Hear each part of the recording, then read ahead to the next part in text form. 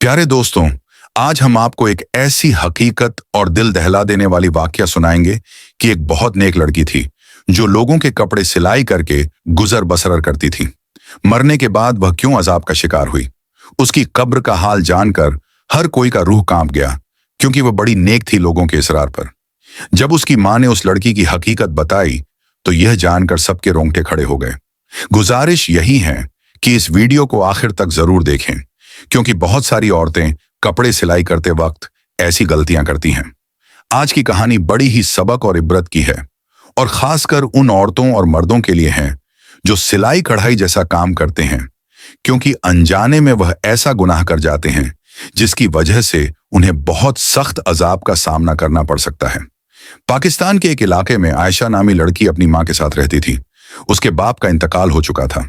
आयशा की मां ने आयशा को कुरान पाक, हिज, अरवा या और आलिम की तालीम भी दिलवाई और सिलाई भी सिखाई थी, ताकि यह लोगों के कपड़े वगैरह सिलाई करके और कुछ नहीं तो घर का खाना पना ही चला सके, यानी कि उन मां बेटी की 2 वक्त की रोटी चल सके।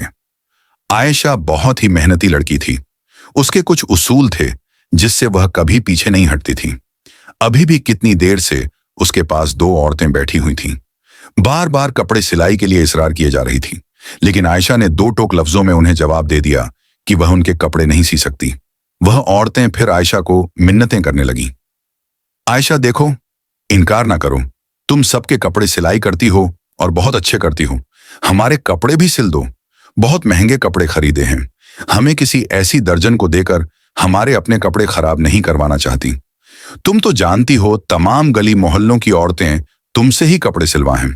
तुम कम दाम में बहुत अच्छी सिलाई करके देती हो और कपड़े पहनने में भी बहुत अच्छे लगते हैं।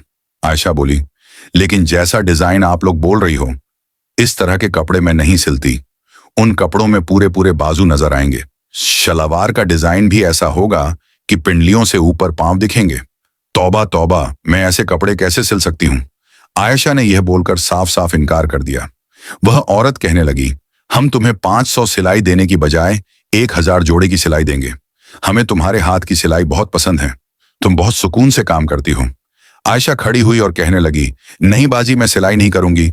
और फिर वह अपना बबी खाने की तरफ चली गई।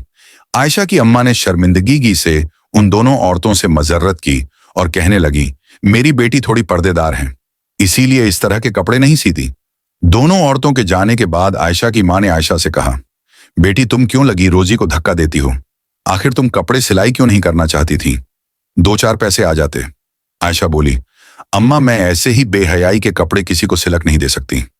इतना कहकर आयशा अपना दुपट्टा सेट करते हुए वजू करने चली गई और उसकी अम्मा भी खामोश हो गई। वह जब भी आयशा से कोई बात करती तो वह इसी तरह के जवाब देती थी। उन्हें अपनी बेटी से बहुत मोहब्बत थी। उसकी मां भी लोगों के घरों का काम करने आती थी और बेटी घर पर मेहनत करती थी। ऐसा करते करते आयशा ने अपने पूरे जहेज का सामान बना लिया। फिर आयशा की मां ने अच्छा लड़का देखकर आयशा की शादी कर दी। वह लड़का गरीब जरूर था, लेकिन आयशा की बहुत इज्जत किया करता था। आयशा की मां ने शादी तय करते वक्त यह कहा था कि मेरा तो कोई सहारा नहीं मेरी बेटी के अलावा, इसलिए मैं अपनी बेटी और दाम को अपने घर पर ही रखूंगी। वह लोग भी मान गए। इस तरह आयशा शादी के बाद अपनी ही मां के घर दोबारा से रहने लगी। उसका शौहर जितने भी पैसे कमाता, लेकिन घर का गुजारा फिर भी मुश्किल था। फातिमा को कपड़े सिलाई करना ही पड़ते थे। वक्त ऐसे ही गुजरता गया। आयशा प्रेग्नेंट हो गई। अब आयशा से कपड़े सिलाई करना बड़े मुश्किल हो रहे थे। इधर आयशा को यह खुशखबरी मिली और उधर शौहर ने घर आकर बताया उसे नौकरी से निकाल दिया गया है। यह बात सुनकर रोने तड़पने लगी कि अब मेरा क्या होगा। मैं इस हाल में भी कपड़े सिलाई करूंगी, क्या मुझे सुकून नहीं मिल सकता। हालांकि आयशा का शौहर आयशा का बहुत ख्याल रखता था। जब वह कपड़े सिलाई करने बैठती तो आयशा को वहीं बैठे चाय भी बना देता, कभी खाना बना देता और बाहर नौकरी भी करता था। अब अक्सर ही आयशा अपने शौहर से काम के सिलसिले में बहस हो जाती। शौहर से वह बदतमीजी करने लगती, बदजुबानी करने लगती। जब शौहर खाना खाने बैठता तो आगे से यह कह देती, काम के नाकाज के दुश्मन अनाज के वह बेचारा 2 निवाले खाता, और उठकर बाहर चला जाता। हालांकि वह भी रोज काम ढूंढने जाता था और यह तो अल्लाह की मर्जी थी कि उसको काम मिल ही नहीं रहा था। ऐसा करते करते आखिर वह दिन आ गया कि आयशा के घर बेटी पैदा हुई। आयशा का शौहर और आयशा की मां बच्ची को देखकर बहुत खुश हुए।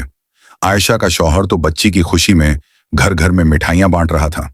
इधर आयशा के शौहर को बच्ची की खुशखबरी मिली और उधर आयशा के शौहर का काम भी लग गया। जहां आयशा के शौहर को काम मिला, वह ठेकेदार बड़ा ही सख्त मिजाज था। मजदूरों के साथ बदतमीजी से पेश आता। उसे बस काम ही प्यारा था। लोग बस मजबूरी के तहत उसके पास काम करते थे और अक्सर वह मजदूरों को गंदी गालियां भी दे दिया करता था। इधर आयशा के घर का गुजारा मुश्किल हो रहा था। जब बेटी थोड़ी सी बड़ी हुई तो आयशा ने फिर से अपनी सिलाई टाट कर दी ताकि उसकी बेटी का खर्च भी पूरा हो सके। जो भी औरतें कपड़े सिलवा कर ले जाती, उनके कपड़ों में से जो कपड़ा बच जाता वह औरतें उसी को दे देती। उसी कपड़े से वह अपनी बेटी के छोटे छोटे फ्रॉक्स सिलाई कर लेती और उसको पहना। इसी तरह वह गुजर बसर कर लेती, क्योंकि आयशा के शौहर की इतनी कमाई तो नहीं थी कि जिससे वह ज्यादा खर्च कर सके। बिजली के बिल और घर का राशन वगैरह ही शौहर पूरा कर सकता था। फिर एक दिन खुदा का करना ऐसा हुआ कि उन लोगों के घर में जलजला सा आ गया। कुछ यूं आयशा का पांव अचानक सीढ़ियों से फिसला और पहली सीढ़ी से गिरती हुई आखिरी सीढ़ी तक आ गई। उसके सर से इतना खून बह गया कि यशा की मां रोने चिल्लाने लगी। पूरा मोहल्ला उनके घर में इकट्ठा हो गया। जल्दी से आयशा के शौहर को खबर कर दी गई। झूमे का दिन था और आयशा का शौहर इसलिए आज काम पर था कि एक्स्ट्रा जो पैसे मिलेंगे मैं अपनी बच्ची के लिए खिलौने खरीदूंगा। उस दिन और कोई मजदूर वहां काम नहीं कर रहा था। जब आयशा के शौहर को बीवी की ऐसी खबर मिली तो जल्दी से अंधाधुंध उसने ताले लगाए और भागकर घर वापस आ गया। चाबी उसने अपनी जेब में रख ली और जल्दी से घर आ गया। डॉक्टर के पास ले जाते आयशा रास्ते में ही दम तोड़ गई। आयशा के शौहर को आयशा की कई बातें बहुत याद आ रही थीं। वह तड़प तड़प कर रो रहा था और आयशा की मां भी बिलक बिलक कर रो रही थी। आयशा का शौहर इसीलिए भी ज्यादा रो रहा था कि उसकी मासूम सी बच्ची है। उसका क्या होगा, क्या बनेगा? बिना मां के यह कैसे पलेगा?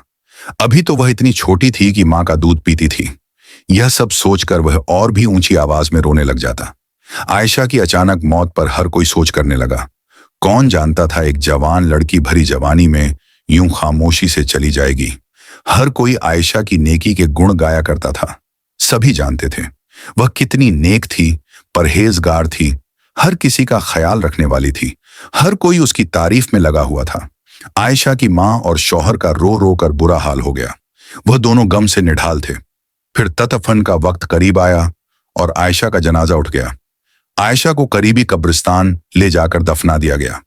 उसे दफनाते वक्त उसका शौहर कब्र के अंदर उतारा था और उसी दौरान उसके जेब में से वह चाबियां निकलकर कब्र के अंदर गिर गई, जहां काम से वह ताले लगाकर आया था। उसके शौहर को इस बात का पता ही न चला। वह घर लौट आया। शाम होते ही सब लोग अपने अपने घरों को चले गए। सबके जाने के बाद घर बिल्कुल रानसा हो गया। आयशा की सिलाई मशीन सामने ही रखी हुई थी, जिसे देखकर उसकी मां बार बार रोने लग जाती, क्योंकि उसको पहले बेवा होने का दुख था और अब बेटी के चले जाने और छोटी नवासी का तन्हा रह जाने का दुख बार बार सता रहा था। आयशा के शौहर ने आयशा की मां को संभाला और गोद में अपनी बच्ची को भी बिठाए हुए थी। लेकिन एक मां को कहां करार आना था। जिस बेटी ने मां का बाजू बनकर दिखाया था, वह इतनी अचानक चली गई। आयशा की मां को तो यकीन ही नहीं आ रहा था। बस आयशा की मां यही बोले जा रही थी, अभी अभी तो मेरी बेटी कपड़े सिलाई कर रही थी, ये सब क्या हो गया? उसकी मां को किसी भी तरह से यकीन ही नहीं आ रहा था कि उसकी बेटी अब इस दुनिया से जा चुकी है। आयशा की नन्ही बेटी भी बिलक बिलक कर रो रही थी और आयशा का शौहर नहीं चाहता था कि वह अगले 2-3 दिन काम पर जाए। वह अपनी बेटी का खूब ख्याल रखना चाहता था और बीवी के गम में बहुत डाल। इसीलिए वह मालिक को बताना चाहता था कि मैं अगले 2-3 दिन काम पर जाऊंगा, 3 दिन काम पर नहीं आऊंगा। जैसे ही आयशा के शौहर ने जेब को हाथ लगाया तो उसकी जेब में चाबियां नहीं थी। वह सोच में पड़ गया कि यह आखिर चाबियां कहां चली गई। बहुत सोचने के बाद भी उसके दिमाग में आया कि चाबियां तो उसने जेब में ही रखी थी। आयशा की मां भी अपने दामाद का परेशानी वाला चेहरा देख रही थी। कहने लगी, सोराब बेटा, क्या बात है? तब सोराब ने अपनी सास को बताया, मां जी, मेरी जेब में चाबियां थीं, वह पता नहीं कहां गिर गई। पता नहीं मस्जिद में गिर गई या कब्रिस्तान में गिर गई। उसी वक्त सोरा के जहन में यह बात आई कि जब वह कब्र के अंदर उतरा था, उस वक्त कहीं चाबियां कब्र में तो नहीं गिर गई। उसी सोच के आते ही वह बहुत ज्यादा परेशान हो गया, क्योंकि वह ठेकेदार बहुत ही जलील आदमी था। उसने तो सौराब को छोड़ना वाला नहीं था। जरा सी छाप के गुम होते ही उसने तो उसकी जान ले लेनी थी, क्योंकि उसको इंसान से ज्यादा उनके काम की फिक्र रहती थी। अभी सौराब यही सोच रहा था कि ठेकेदार का फोन आ गया और उसने कहा, सुबह बंधे काम पर लगाने हैं तो मुझे अभी और इसी वक्त रातों रात चाबियां देकर जाओ, ताकि मैं बाकी के काम पर सुबह सवेरे मजदूरों को लगा सकूं। इतनी बात सुनकर सौराब का हुल्क खुश गया। वह यह भी ना कह सका कि चाबियां कहीं घूम गई हैं। उसने बस इतना ही कहा कि मैं आपको चाबियां सवेरे पहुंचा दूंगा। अब उसे रातों रात में ही चाबियां तलाश करनी थी। बहुत सोच विचार करने के बाद उसने कब्रिस्तान का रुख किया। रात के 12 बजे रहे थे और आयशा की बेटी अभी नानी के पास सो रही थी। आयशा का शौहर रात के 12 बजे ही कब्रिस्तान की तरफ कदम बढ़ाने लगा। उसका दिल घबराहट का शिकार था। वह बहुत ज्यादा परेशान होने के साथ साथ खौफजदा भी था। इससे पहले वह कभी इतनी रात को कब्रिस्तान नहीं आया था। यह कब्रिस्तान गांव से कुछ दूर था।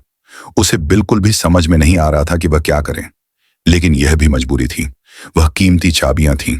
उसने अपनी लापरवाही से गुम कर दी थी और इन चाबियां को तलाश करते करते वह रात के 12 बजे कब्रिस्तान में पहुंच गया था। चारों तरफ एक अजीब सी मौत की वहशत थी। आयशा के शौहर सौराब का दिल बैठने लगा। शाम को ही उसने अपनी बीवी को जिस कब्र में दफन किया था वह उसके करीब पहुंच गया। फिर उसने पैरों की तरफ से खुदाई शुरू कर दी। उसका मकसद अपनी चाबियां का ढूंढना था। अभी उसने थोड़ा हिस्सा ही खोदा तो गोरखा वहां पहुंच गया और गुस्से से कहने लगा, ये तुम क्या कर रहे हो? क्या तुम कोई काफन चोर हो? आयशा के शौहर ने घबराकर टॉर्च अपने चेहरे की तरफ किया तो गोरखा कहने लगा, तुम तो वही हो ना जिसकी बीवी का शाम में इत्काल हुआ था? आयशा का शौहर घबराकर कहने लगा, हाँ, मैं शाम को अपनी बीवी को यहां दफनाने आया था, लेकिन बीवी को दफनाते हुए कीमती चाबियां मेरी जेब से कब्र में गिर गई हैं और वह चाबियां मेरे लिए बहुत जरूरी हैं और बराए मेहरबानी आप ही मेरी मदद कर दो। यह सुनना था कि वह आदमी जो गोरखा था आयशा के शौहर की मदद करने लगा। दोनों ने मिलकर बहुत जल्दी अच्छी खासी कब्र खोद ली। गोरखा के साथ मिलने से आयशा के शौहर का डर भी खत्म हो चुका था और चाबी मिलने की उम्मीद भी जाग उठी थी। कुछ ही देर बाद कब्र पूरी तरह खुल चुकी थी। जब आयशा के शौहर ने कब्र के अंदर का मंजर देखा तो आयशा के शौहर के होश उड़ गए। गोरखा ने दोबारा से जल्दी जल्दी कब्र में मट्टी डालना शुरू कर दी। उसके पसीने छूट रहे थे। वह कहने लगा, तुम्हारी बीवी कैसी औरत थी जो इसकी कब्र में ऐसा अजाब हो रहा है? आयशा के शौहर को तो खुद भी यकीन नहीं आ रहा था। जो कुछ उसने देखा है वह सच में क्या उसकी बीवी के साथ ही हो रहा था। आयशा तो बहुत अच्छी और नेक थी। उसकी नेकी का तो हर कोई तारीफ करता था। उसने तो कभी कोई ऐसा गुनाह नहीं किया था जिसकी वजह से उसका यह हाल हुआ। वह परेशानी से तड़पने लगा। मेरी बीवी को ऐसे कौन से गुनाह की इतनी बड़ी सजा मिल गई? गोरखा ने कहा, तुम चाबियां का कोई और इंतजाम कर लो। कब्र में चाबियां ढूंढना बहुत मुश्किल है और तुमने खुद ही देखा ना कि इसका यह अजाब खत्म नहीं हो रहा और वह किस हाल में है। इसकी तरफ से तब इस्तगफार करो और अगर कोई गुनाह ऐसा है जो इसने अपनी जिंदगी में किया है तो इसके बारे में पता लगाओ ताकि उसकी मगफिरत हो सके। सोराब रोते रोते अपने घर वापस पहुंचा। ऐसा कि मां ने उसे देखा तो कहने लगी, तुम इतनी रात तक कहां थे? मैं कब से तुम्हारे लिए परेशान हो रही थी सोराब। ऐसा कि मां के कदमों में बैठ गया। कहने लगा, अम्मा, मेरा चैन सुकून सब लुट गया और अभी भी बुरी तरह वह कांप रहा था। आयशा की मां घबरा गई। पूछने लगी, बेटा बताओ तो सही, क्या माजरा है? तुम इतनी रात तक कहां थे? सोराब ने बताया, वह चाबियां की तलाश में कब्रिस्तान गया था, लेकिन वहां जाकर तो जो मंजर मैंने देखा उसके बाद शायद मैं सारी जिंदगी सुकून की सांस ना ले सकूं। ऐसा कि मां भी डर गई और कहने लगी, पहेलियां ना बुझाओ, सोराब बताओ तो सही क्या हुआ? और फिर सोराब ने रोते हुए बताया कि जब आयशा की कब्र खोदी गई ताकि चाबियां को तलाश किया जाए तो कब्र का मंजर देखकर मेरे होश उड़ गए। अम्मा, आयशा जैसी नेक औरत को इतना सख्त अजाब हो रहा था, मैं आपको बता नहीं सकता। आयशा के होठों पर आग जल रही थी और वह बुरी तरह चीखें मार रही थी। मैंने आग बुझाने की कोशिश की तो मुझे उसके स्याह होंठ नजर आए जो बहुत बड़े हो चुके थे और लटक भी गए हों, जबकि बाकी का जिस्म सलामत था। थोड़ी देर के लिए आग बुझी और फिर दोबारा भड़क उठी। पहले तो मैं समझ नहीं सका, यह खुदा की तरफ से अजाब है, लेकिन गोरखा ने मुझे बताया कि यह अजाब इलाही है और सिर्फ इसके होठों को जला रहा है। सोराब रोते हुए कहने लगा, अम्मा, समझ नहीं आता इसके होठों पर आग क्यों लगी थी। वह तो इन होठों से हर वक्त अल्लाह का जिक्र किया करती थी। उसने कभी किसी की इन होठों से बुराई नहीं की थी। वह अच्छी औरत थी। आयशा की माँ और उसका शौहर ऐसे ही सारी रात रोते रहे और अल्लाह ताला से आयशा की मगफिरत के लिए दुआएं मांगते रहे। फज्र की अजान हुई तो आयशा की माँ कहने लगी, मस्जिद के इमाम साहब को खामोशी से सारी बातें बताओ और पता करो क्या मामला है। मेरी बेटी के साथ ऐसा क्यों हो रहा है? क्या उससे कोई गलती हुई?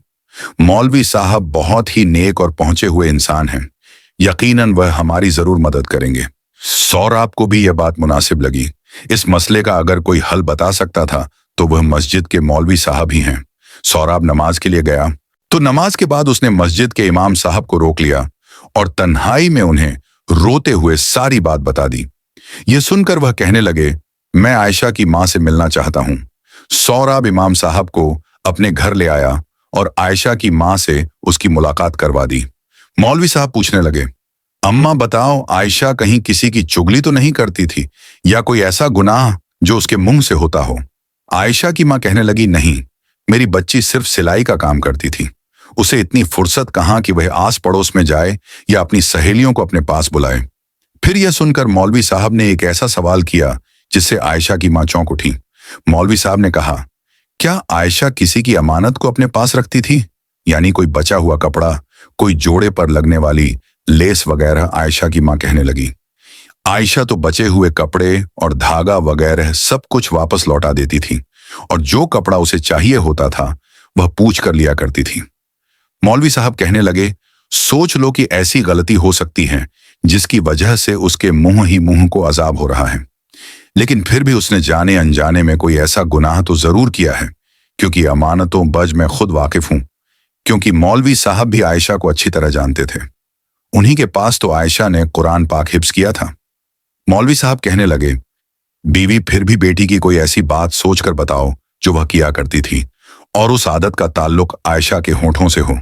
आयशा की मां बहुत सोचकर कहने लगी, और उसकी उस आदत से मुझे बड़ी चीड़ थी। वह कैंची की बजाय अपने मुंह से धागा तोड़ती थी और फिर धागे का जो जरा रेशा उसके मुंह में या होठों पर रह जाता तो उसे दांतों में चुभती। अक्सर ही मैंने उसका मुंह चलते हुए देखा था, लेकिन वह बार बार कैंची नहीं उठाती थी। मुंह से धागा खींचकर तोड़ दिया करती थी और फिर उसी धागे को मुंह से छिपाकर थूक देती थी। बहुत बार मैंने उसे समझाया कि इस तरह होंठ भी कट सकता है, लेकिन वह अपनी आदत में पक्की हो चुकी थी। यह सुनते ही मौलवी साहब कहने लगे, तो फिर हो सकता है यह अजाब उसी धागे के जर्रे की वजह से हो, क्योंकि जब आयशा की मौत हुई थी तो इससे पहले वह कपड़े सिलाई करती करती उठकर सीढ़ियों की तरफ गई थी। शायद उसकी मौत के वक्त वह धागे का जरा उसके मुंह में रह गया हो और उसी धागे की वजह से उस पर अजाब हो रहा हो। सिलाई के बचे हुए सामान के साथ धागे का एक जरा सा टुकड़ भी उस शख्स की अमानत कहलाता है जो कपड़ों की सिलाई के पैसे देता है। सारी बची हुई चीजों, धागा और दूसरी चीजें भी वापस करना जरूरी होती हैं। बेहतर है कि आप लोग इस तरह से मगफिरत की दुआ करें और जो लोग भी ऐसा से कपड़े सिलवाते थे उन सब से बात करके आयशा की आदत के बारे में बताएं और इसके लिए माफी मांग लें। यह सुनकर आयशा की मां बहुत ज्यादा परेशान हुई। यह तो बहुत मामूली सी बात थी, लेकिन उसकी वजह से आयशा को इतना सख्त अजाब होगा यह उनके वहम में भी ना था। फिर आयशा की मां ने उन सब लोगों को अपने घर में जमा किया जिनके आयशा कपड़े सिलाई किया करती थी और सबको आयशा की इस छोटी सी आदत को बताकर ऐसा कि मगफिरत के लिए हाथ जोड़ने लगी। लेकिन यह कोई ऐसी बड़ी बात तो थी नहीं, इसलिए सबने फौरन माफ कर दिया। कुछ लोगों की नजर में यह तो गुनाह भी नहीं था, लेकिन जो बात इंसान के नजदीक मामूली सी होती है, आमाल में वह अक्सर भारी होती है। यहां अब यह मामला अमानत का था।